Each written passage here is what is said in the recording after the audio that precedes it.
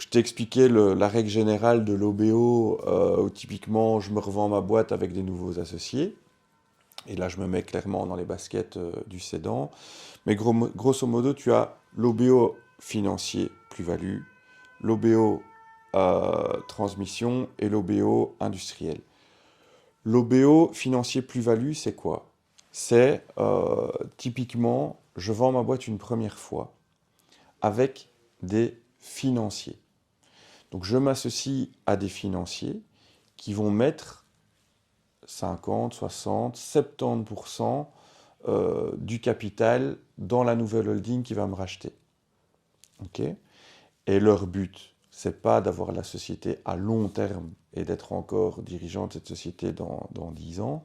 Leur objectif, c'est de la revendre avec moi dans 5 ans. Et donc, on rentre dans une première phase où je vends l'entreprise à une holding dont je suis actionnaire minoritaire avec des financiers. On travaille pendant 5 ans à quoi?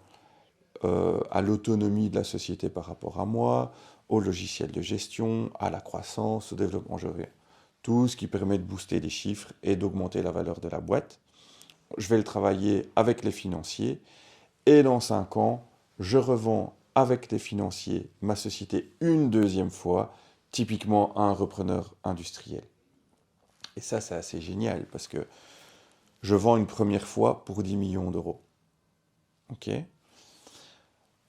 on a besoin de 2 ou 3 millions d'euros de capital au-dessus parce que la banque va prêter 8. Typiquement, je te dis, dans un OBO, souvent la banque, elle monte un petit peu parce qu'on est en terrain sécurisé.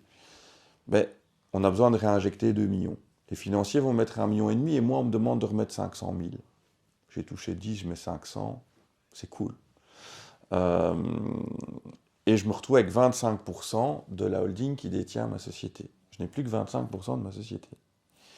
On travaille pendant 5 ans, on a super bien travaillé, on a quasiment remboursé toute la dette de 8 millions d'euros. Et tu sais quoi? Dans 5 ans, on a tellement bien bossé que ma boîte, elle vaut plus 10, elle vaut 20.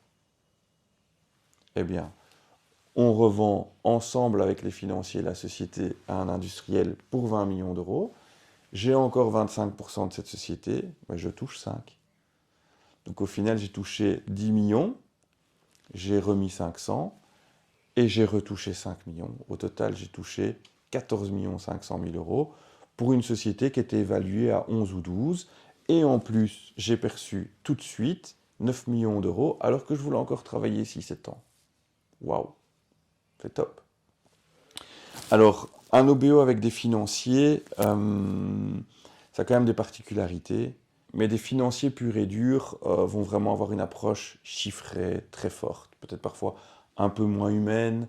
Ils vont vouloir vendre la boîte au moment où c'est le bon moment de la vendre et pas forcément où humainement c'est le bon moment pour le dirigeant de la vendre, etc. Donc, on est vraiment dans une démarche de maximisation de la plus-value.